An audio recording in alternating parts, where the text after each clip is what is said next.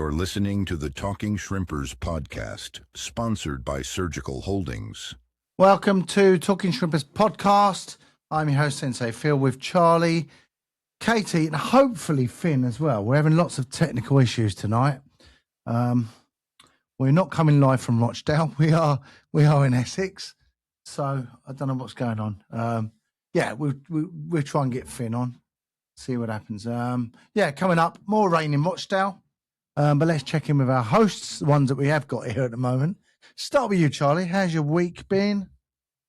Work. More autographs, more pictures. We're on front of Vogue this week with your dog. Not quite Vogue yet. No, not quite. I'm still waiting for that Crufts phone call, but I'm sure it'll come. Literally has been work. You know, it's a busy part of this year, actually. You know, lots of people starting leaving for Christmas and whatnot. So, but no, it keeps us busy. Yeah, and to be fair, I was off the weekend. I watched what was part of the Rochdale game, which we'll get into, which the inevitable happened, didn't it? But yeah, unfortunately. I didn't go to the game. I suppose in a way I was quite fortunate in a way. I do feel for those people that travelled up, but yeah, I avoided it this week. Katie, how you been? What have you been up to? We'll talk about your game later. Just working in uni, to be fair. Been a busy week, but nearly done for Christmas, so can relax then. Yeah, it's not long now, is it, the old Christmas? No, I break up this week from uni, so... Right. Yeah, lovely long Christmas break. Are you all ready for it then? Got your tree up? Oh yeah, decorations have been up a few weeks, to be fair. I've not done all my shopping yet, but all the decorations are up. Oh, very impressive, very impressive. Well, I obviously had my 4th Dan exam on Saturday. Yeah. That went well. Couldn't walk on Sunday. My knees were absolutely ruined. And I had quite a bit of drink as well Saturday night to celebrate. So, yeah, that was a good night. Yeah, the hall, when we got there in the morning, it was the dojo where we had the grading. It's either like absolutely freezing or roasting. I think someone left the heating on all night. So, and our geese are quite thick as well, because obviously get thrown around a bit and, get torn. So I was sweating before it even started. It was, it was just to make it a little bit harder. So it was 2.5 hours, went really well, managed to pass, and that was good. And as I said, we had a good evening, all dressed up and a bit of a drink. How many, I don't know, what do you call them? Do you call them fights, bouts? I don't know, wrestles? Like, how does it work? Like, you just got one opponent you're up against, or how's it work? No, we don't have any fights. It depends. There's no fights. You're with someone else. It's just 2 of you. Yeah. When you do your second Dan, so obviously I've just done my 4th. When you do your second Dan, they start with what's called a randori. So you're in the middle of a group of other black belts, and they'll take you one at a time. You got to literally throw them one at a time, keep going until Sensei says, right, that's enough. Then you start your grading. So that is, I remember that was really tough. So brutal. That's second Dan. And then after that, you're just with one other, alternating. But yeah, it was good. I'm glad to get it over with now. I can relax, get my body repaired. And it takes a little bit longer to repair now, doesn't it? The older you get, it really does. It really does. It's like the hangovers. The hangovers last about 2 weeks now. Yeah, exactly. But I've had torn knee ligaments for ages, so I need to get those repaired. So it has been a bit of a struggle, what with the other sort of issues I've had going on. Listen, got a nice holiday coming up soon, as you know. So yes, I'll definitely be relaxing. Make the most of it. Exactly. Yeah. So I'm going training on Wednesday, and I said, I'm not doing anything. I'm just going to sit and chat. We're just going to have a chat. We're not going to do any work. Yeah. Done all the hard work. Yeah. Can't be bothered. Yeah, exactly. Yeah. So Finn, no sign of him yet. I mean, he's still trying to get on. Let's start with the news we had at the back end of last week. Harry Cardwell has signed on loan to the end of the season. Now, obviously, his contract is up in June, so he'll be a freebie. So I imagine we are looking at negotiating a deal with him and his agent for next season. Now, you wasn't too sure about him, Charlie, was you, coming back? Have you changed your mind at all? It's one of them. I want to. Don't get me wrong. It's not that I don't like the play. Like when he had his real strong season that he did have with us. The 18 goals. There's no doubt about it. When he's fit and he's firing all cylinders, he is an incredible player. And I think as long as we can keep him fit, I think he's going to be a real asset to us. I think, especially now, he's coming into a team where in the previous years he's been with us, maybe he didn't have the service that may have benefited him. And, he scored 18 goals that season, true. Not so much, opportunities, let's say, the deliveries and stuff. Obviously now with Boys on one side, Gus the other, and the creativity that we've got throughout the team, I think we're likely to see him really flourish, or at least, fingers crossed, we'll get the best out of him. My only concern is his injury record. But I mean, he's come in and he's, Kev started him. So he's obviously, and I think as well, things obviously haven't worked out as well as he probably hoped at Forest Green. Now, it's probably well documented. It was probably an opportunity he couldn't turn down when they came knocking. As much as we wanted to keep him at the time, wages, you're going to go where money goes. It's a short career as a footballer, as we all know. So he's got his own family and things like that to think about. And it hasn't worked out at Forest Green for whatever reason. And I'd like to think he's coming back, and there's not too many changes. It's the same manager. It's a lot of the squad are the same.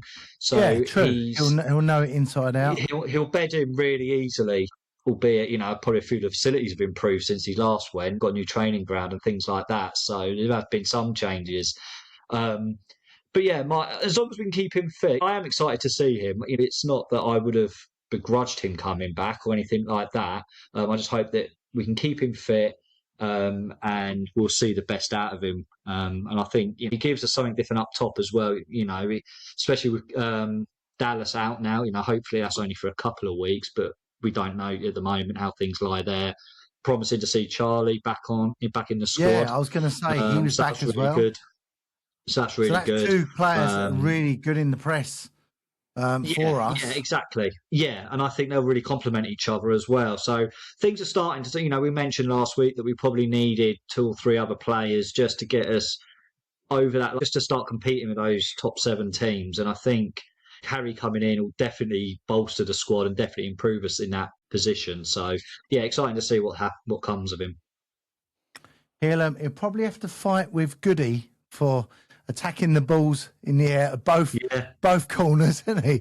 Well, what a brilliant problem for us and a big problem for other teams, actually. Which one's your mark?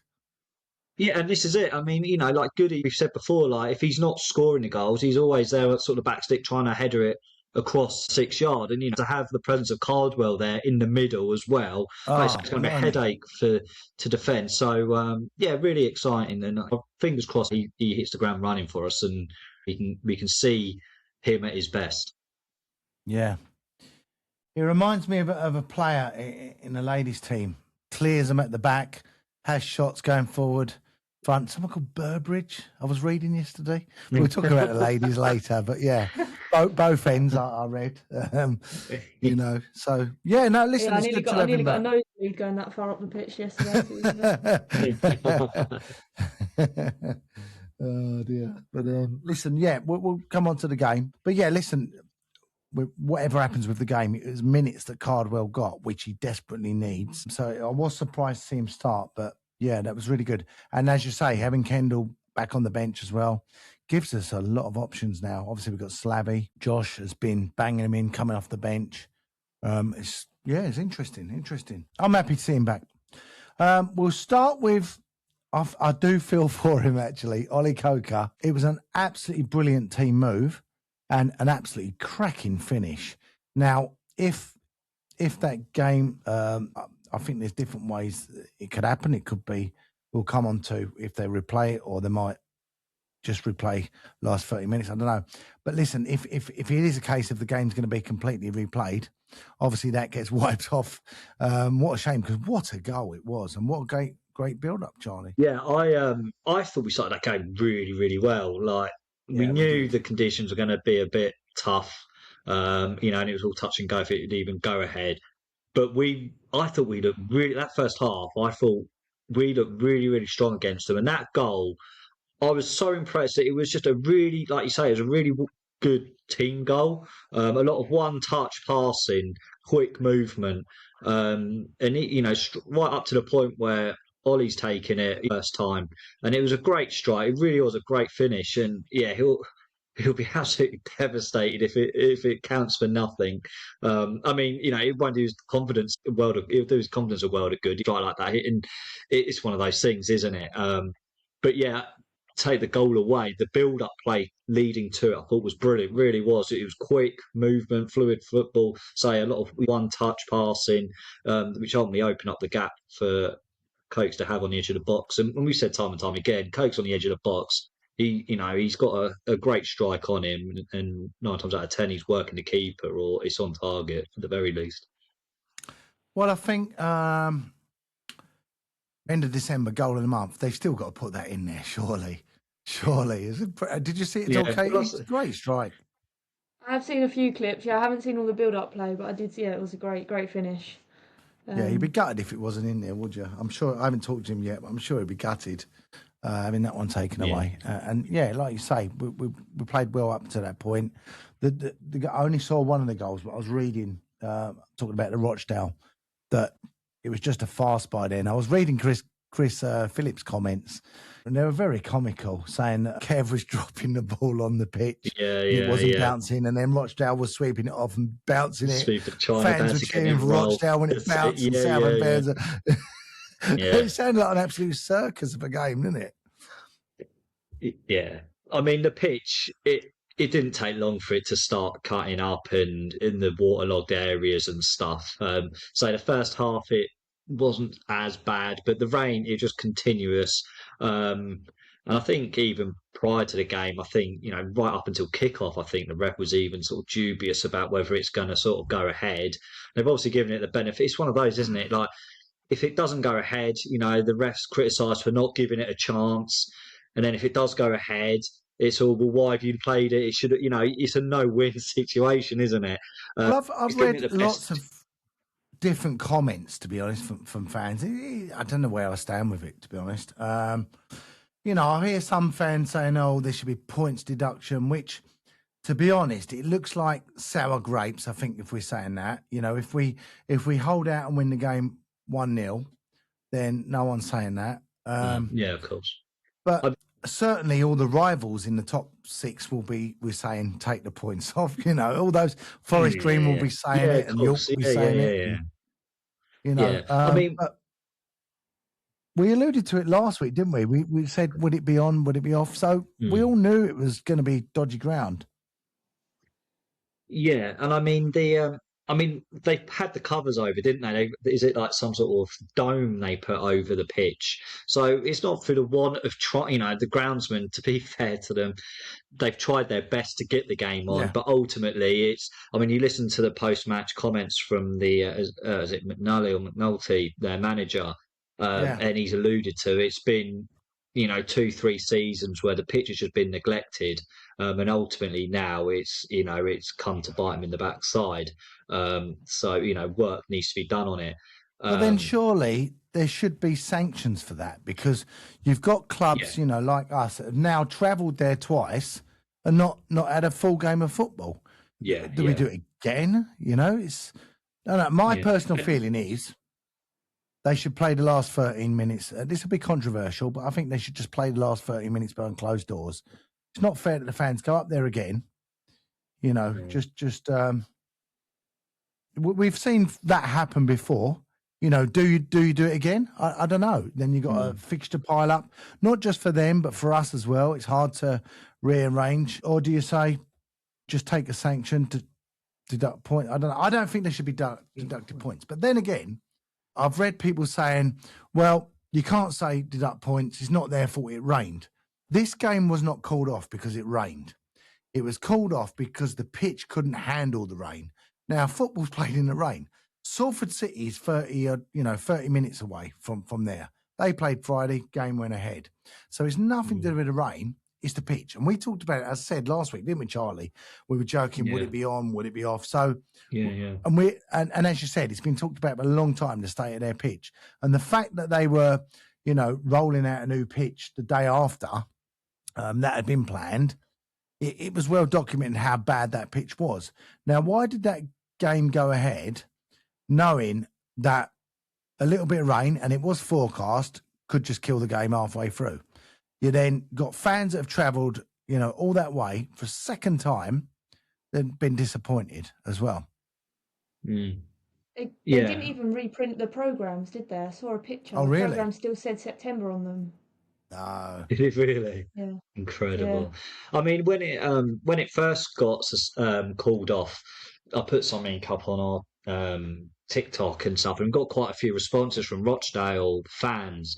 And they were actually saying themselves, I said, like, this isn't something new. Like, this has been an ongoing issue for 2 or 3 seasons. It's a known drainage problem at the ground.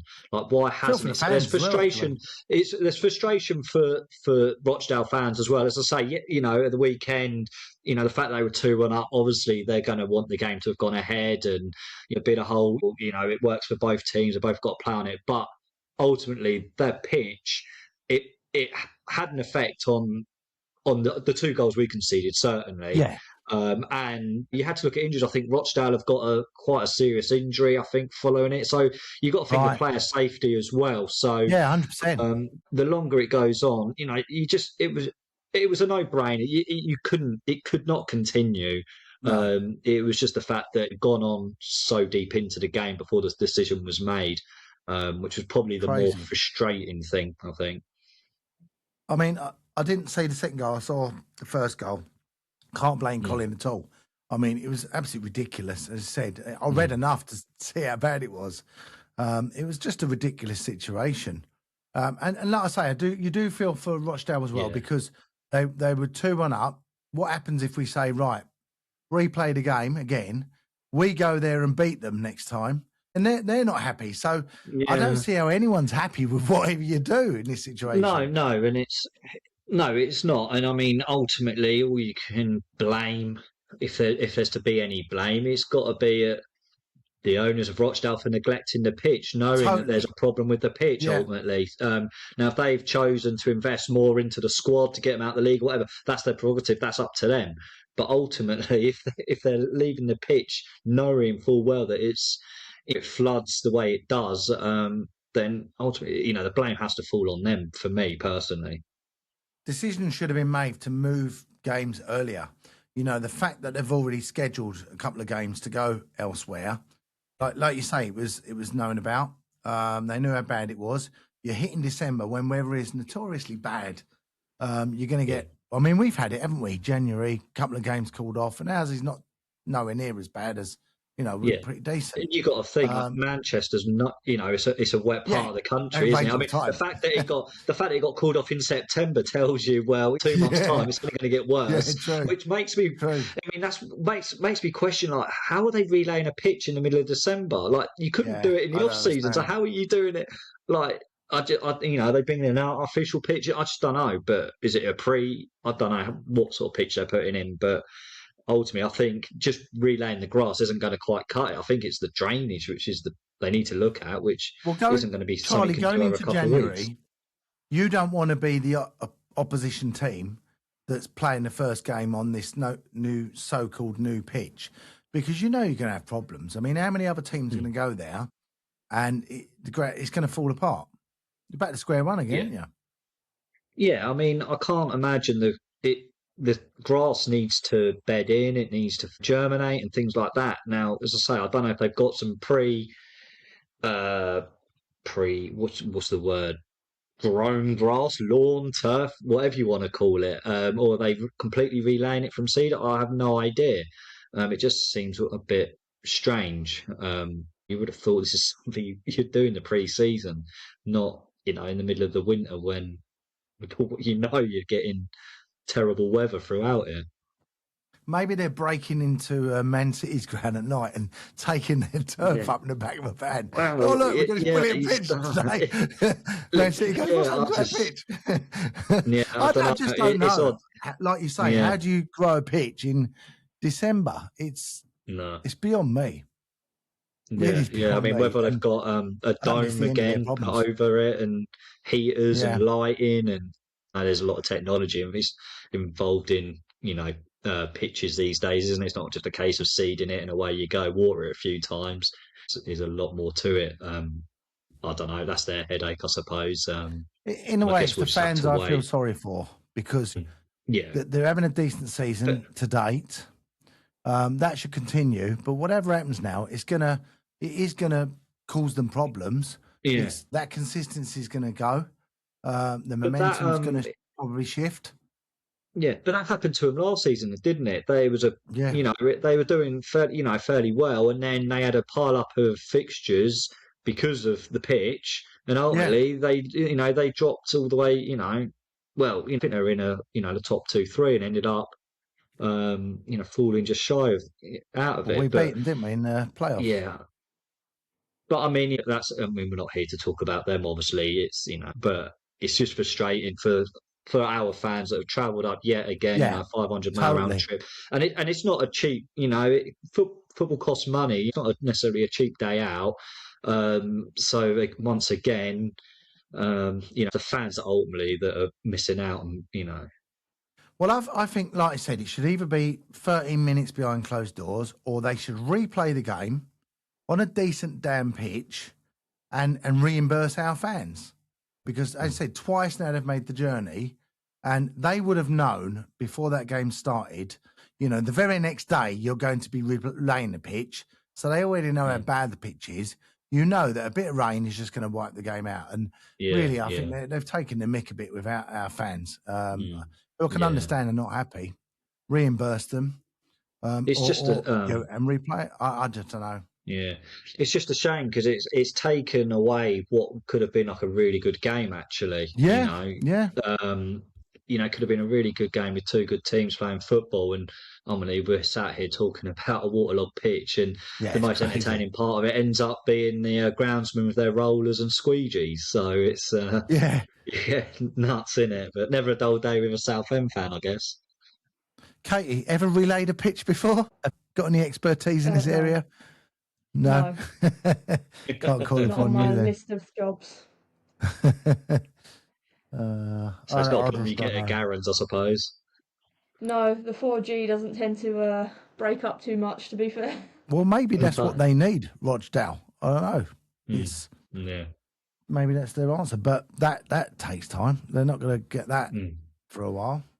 And like I say, I think they're going to have a lot more problems when they get this so-called new pitch relayed. They are going to have more problems, no doubt about it. And then where do you fit the game in again? It's a big ask. It is a big ask. When it's a bit drier. Yeah, June. But in all seriousness, you might come to that end of the season. You've got to they've got to think about the fans. Knowing the National League, they'll chuck it on a Tuesday night in the middle of January or something like that. Yeah, exactly. You just not, but you'd like to think there's some sort of consideration into the fans that have made the journey twice now. That you think, actually, I know, fixture congestion and all the rest of it, but there's got to be a better time to play this fixture. Do you think, had it have been not Rochdale v Southend, if it had been Rochdale versus Truro, would they have done it? I think they probably would, if I'm honest, just because I think, and the reason I say that is just the player safety. No fault for the fans. I think it's the player safety. I think is the reason it's got called up, because the ball just did not travel. Gus's, their goal, what led to their goal, Gus's back pass back, it just didn't travel. It just, what should have just been a simple back pass just got stuck. And the corners were just a boggy and waterlogged, and as I say, it was just completely unplayable. Yeah. Oh well. So we'll find out the next episode of this saga. Take 3, whenever that'll be. Yeah. We'll find out what happens, I'm sure, soon, whether it is replayed or whether Coker's goal stands or whether it's still in goal of the month or goal of season contender. Yeah. Or we just completely forget about it. Sure he won't. But yeah, there we go. No sign of Finn. We'll probably have that pitch relayed before we see him again. I don't know. Right, coming up the halftime show, we talk to the ladies and look at the academy. Don't go away.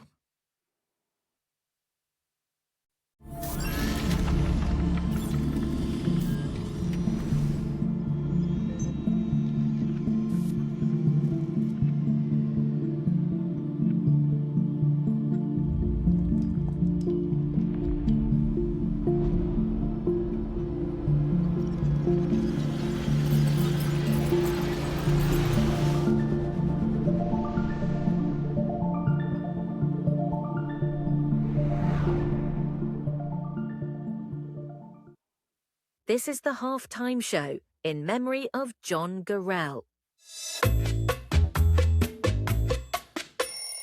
It's the Southend Ladies with Emily and Katie.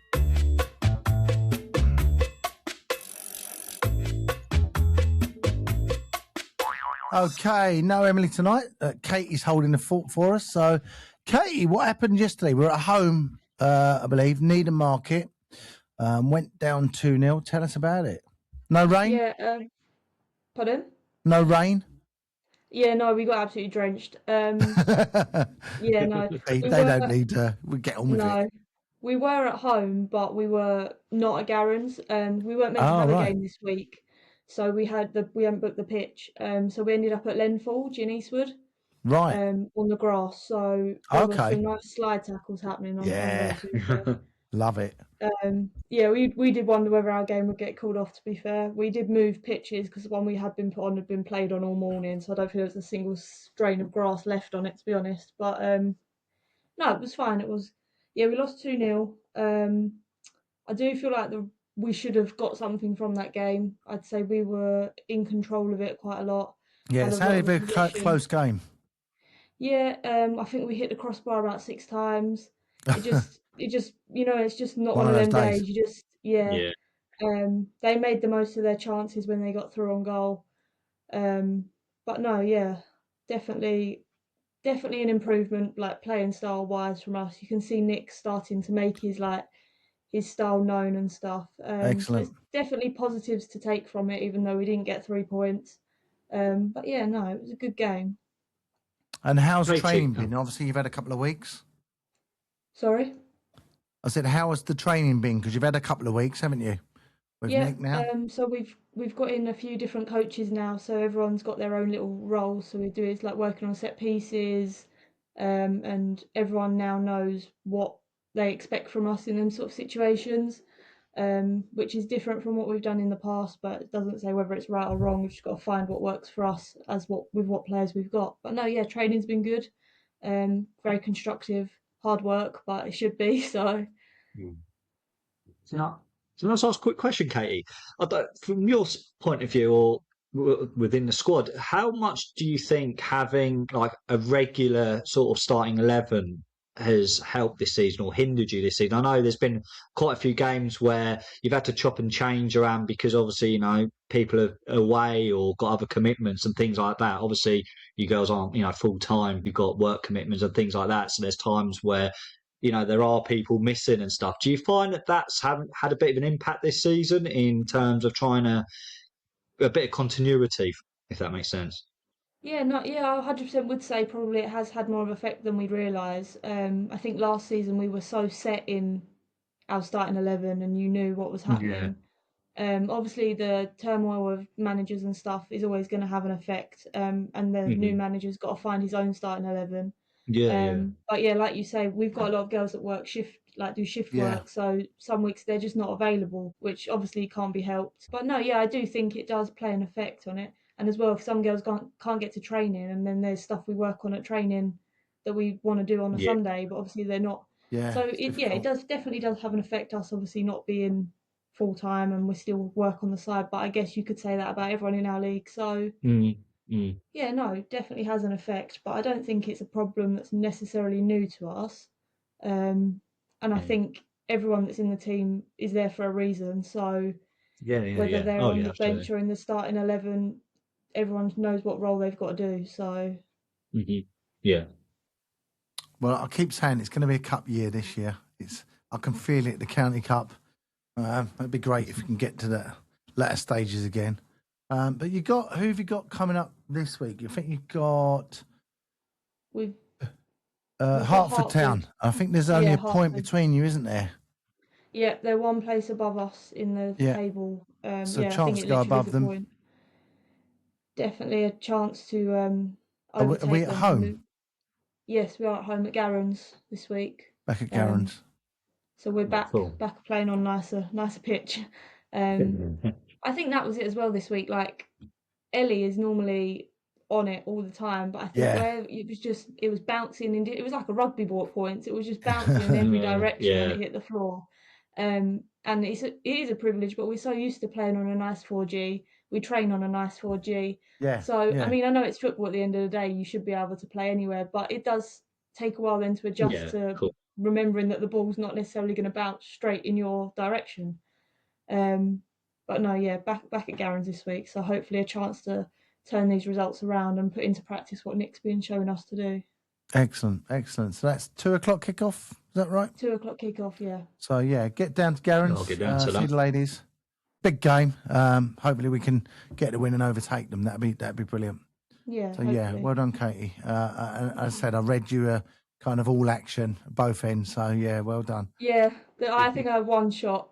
It came out from a corner, and I thought, well, I might as well just hit it. So I did. But Why not? Yeah, we don't need to talk about what happened after that. Don't buy a ticket, don't win the lottery, do you? Exactly. Yeah, indeed. Right, Academy Watch next. So under 17s drew 0-0 with Bishop Stortford last week. The under 19s, how did they get on? They lost 2-1 at Welling. Harrison Lamb got his 11th for the season, and then that was a rare defeat for them.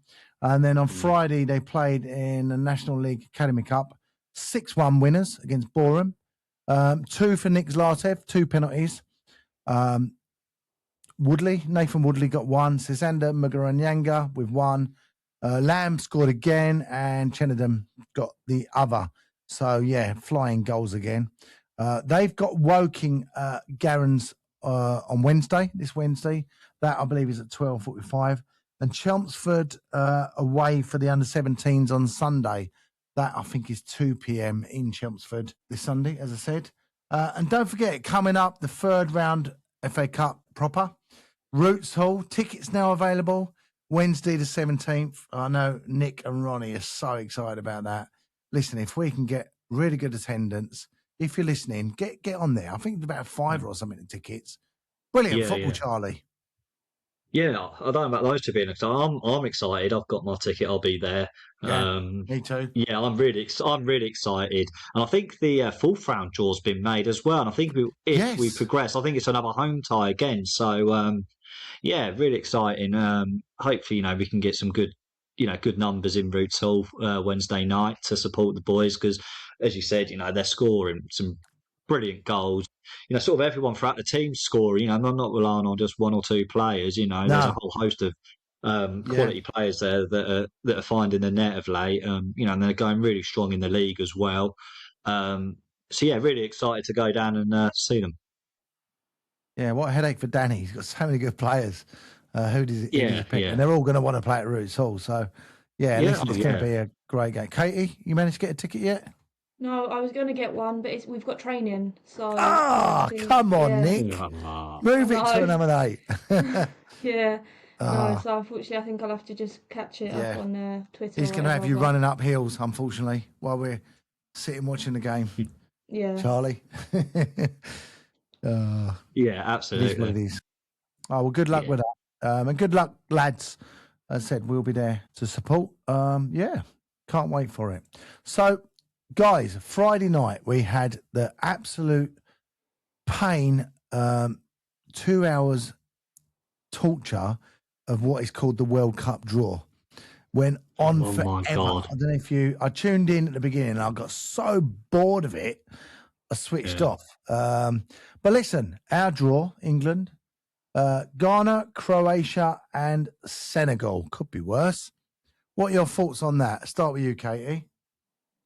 I think it's a good group, to be fair. I think in any World Cup you can't underestimate any team. No, true. Everyone turns up, so I don't think any game is ever going to be an easy game. But I think there's definitely a chance for us to score a few goals and finish top in that group. There's no reason why we can't do that with the players we've got. Yeah, I mean, we've been doing really, albeit some of the teams have not been huge in our group to the build-up. But I think we're not letting any goals in. I don't think we let a goal in, have we, in the group? No, I don't Scoring think we for fun. conceded. I don't think we conceded a single goal. No. Yeah, I mean, Charlie, which of those three would you be worried about? I mean, your standout one's going to be Croatia, isn't it? If you're going to be worried, Yeah, you we've know, had them a they're the few team times, that are haven't going to we? be most informed. We've had them a few times, but like I said, you know, at the end of that, you can only beat what's in front of you. And World Cup, it's everybody's going to be up for the occasion. You know, no team's in there just to make up the numbers. They're all going to want to try and get out that group. If you get out that group, you know, into those knockout stages, you say it's a one game. You know, every game's a cup final, isn't it? Especially for the sort of the lesser teams, and they'll try and progress as far as they can. But for us, I mean, I look, stand corrected, actually. Sorry, Charlie. It's Ghana, Croatia, and Panama, not Panama, Senegal. sorry. I don't know why I said that. Panama. Yeah, I mean that's I think we played them before, Yeah. didn't we? 2019, 18, something like that. Yeah, your memory's If I better remember, than mine. we scored 6, and Kane scored a hat trick. I think the third one come off his backside, if I remember that right. Whatever way it goes in, doesn't matter. Yeah, exactly right. Exactly right. But no, I mean, I think we should be looking at trying to get into the very, very late. I mean, we've got to be one of the favourites. You know, we haven't conceded. I know, you know, we may have had an easier run in, but like I said earlier, you can only beat what's in front of you at the end of the day. And you know, we'll go in full of confidence, not conceded. We've got an array of players to pick from. You know, there's a real headache of who you take and that's leave going to be behind and stuff. But you know, so it's. We say this every year, don't we? Or say every 4 years or 2 years for the Euros and stuff. That this is our year. We'll do it. We can win it this year, and we always fall short. So Tuchel's come in. Let's see, if he can get us that one place further than Southgate has, and finally bring it back home. I mean, the only thing we won't be necessarily used to is conditions. Obviously, it's in Canada, the States, and Mexico. Did we say what it's normal time in June, July, which is not their typically hot season. So, conditions may not be as bad.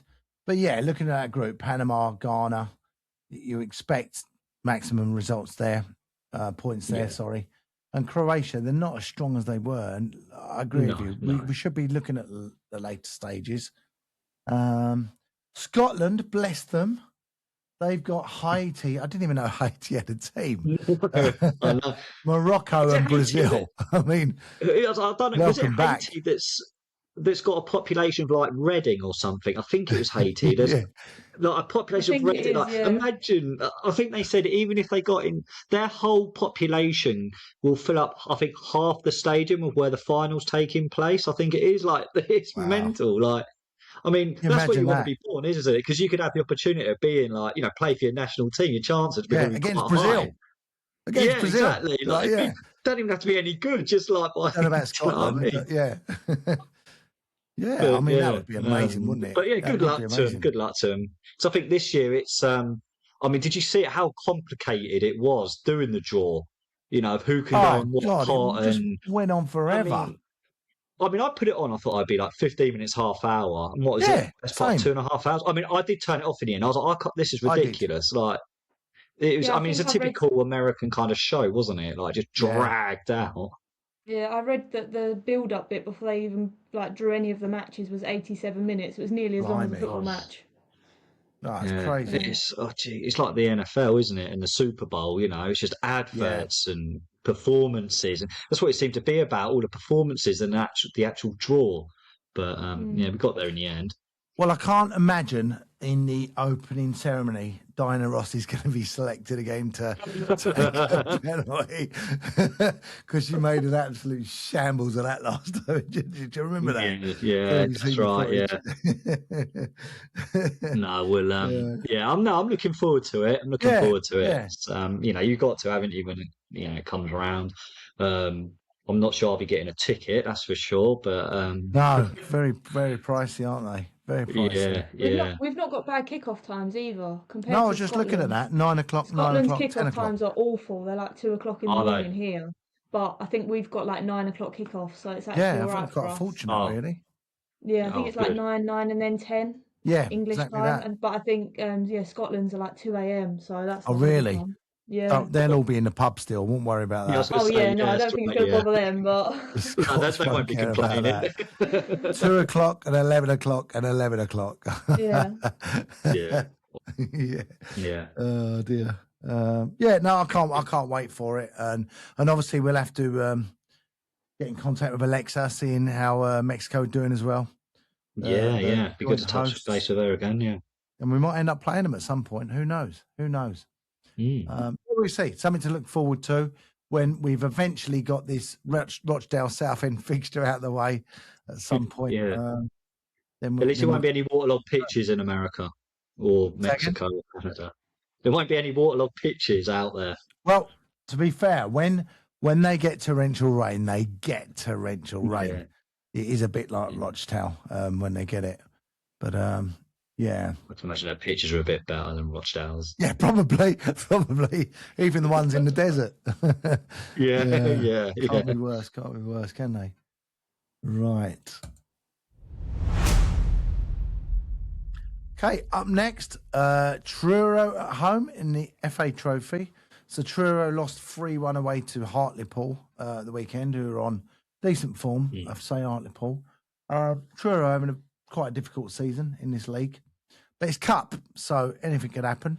But you've got to fancy our chances, haven't you? Katie? Yeah, I'd say so. I mean, like you say, cup games, anything happens, doesn't it? But I think their last 5 league results they've lost all last 5. So I think there's no reason we won't go out with a bit of confidence. See it as an opportunity to score a few goals and sort of build on the momentum we've sort of had. I think it could be quite a good game, and I think with the players we've got, there's no reason we can't beat them, to be honest. Hopefully more minutes for Cardwell and maybe minutes as well for Charlie Kendall. I wonder if we could see them two up front together, Charlie. Yeah, it would be an exciting partnership. We spoke about Dallas and Kendall being probably our go-to strikers. Obviously, with them being injured, they haven't really played much game time together. But obviously now with Harry Cardwell in, for the end of the season, you'd like to think that he'll be pushing for a regular starting place. And as you say, alongside with Kendall there, could be something really exciting. I think they could complement each other really well. So, fingers crossed, they both get some minutes and gives opportunity as well, I think, for some of those sort of fringe players as well. You'd like to think Bridgie will come in, Mort will probably get a start, Gubbo may be coming in for some more minutes. So, it gives Mayer a bit of a chance just to sort of tweak the team and get more minutes. I think he said, he was looking at trying to get some of these fringe players minutes in a behind the closed game match and stuff. So this might prove a good opportunity for some of those players to get, let's say, some minutes under their belt. Now, looking at it, I don't think obviously yellow cards would have counted because I think that's league only. But Saturday, boys got booked. I don't think he was one of the risks. Miley was booked. Now, I thought he was suspended for. But with the bookings now, I think they've all been wiped. I think after 19 games, they get wiped. So I think now the bookings are all back to as they were. Oh, that's good. Which I think is what the frustration was with Taylor. I think because had he got through that game, without the booking, he would have been okay. Because then all the bookings then would have been wiped clean. So as far as I'm aware, I might be wrong, but I'm pretty sure that after the 19 games, then all bookings are wiped and it doesn't have any effect. So Cav Miley thought, well, I'll get one in early again then and get on the book. Yeah, well, yeah. He likes yeah, a book in that boy, doesn't he? Yeah. But yeah, like you say, I think it's an opportunity to give a few players a game on Saturday. Kev may not change it too much, actually, from the lineup. Just gone. But yeah, you would expect more minutes from Cardwell. I'm sure he'll get a good reception. Going to be a tough one for Kev to pick. And hopefully Ollie Coker will smash one in again. Because, like I say, he'll be seething for losing that goal. I can't see anything but a Southend win. Katie? I agree. Yeah, I agree. I reckon a clean sheet as well, to be fair. All right, let's get some predictions then. What we're going to go for? Who should we start with today? Start with you, Charlie. Yeah, so as you said, I think it'll be a comfortable win. I know when we played them in the league at their place early on in the season, was maybe a little bit trickier than what we probably wanted it to be. But Truro, just come up. Start of the season, people are all trying to find their feet and things like that. Obviously, the league's now sort of settled a bit more. You're kind of seeing where teams, are there or thereabouts. So I think, at our place will be a nice win. I'll go a 2-0 win. And let's see, will it be a Harry Cardwell? Will it be his third debut? And Colin maybe making his 100th appearance again? Who knows? Yeah, that's true. Yeah, that's a weird one, isn't it? Strange. That's happened too often. No. Yeah. Katie. Yeah. I'm going to go 3-0. Yeah. I think opportunity for a few different goal scorers and a clean sheet at the back, I reckon. Well, I'm gonna go one more up. I'm gonna go 4-0. Fancy it this week. 4-0 to us. A couple of goals for Cardwell. Good lift, header, and that would be a handful of corners, wouldn't it? Those two really would. And Coker needs his goal after having disallowed. So there we go. One for Goody, one for Cokes, and 2 for Cardwell. We shall see. Probably end up 0-0. Hopefully not. Or match abandoned. Rain. No, it won't be nothing like Rochdale's. Looking forward to it. Yeah. Haven't we? Have we had our new floodlights put in this week or something? So let's hope it's not a floodlight failure. Everyone, bring your sunglasses because it's these blinded. lights that we've now got. Could you imagine that? Postponed because of floodlight halfway through. Not Sunglasses working. and a head torch in case they don't work. Everyone bring a torch just in case. No, so it'll be fine. Yeah. Okay, next week, reaction from Truro. Will the floodlights work or won't they? Will Colin get his 100th appearance again? And will Coker be in goal of the month with another goal, or are we relying on the one that's disallowed? We shall see. So, cheers for joining us. Don't forget to comment, like, and subscribe, and we will see you next Monday.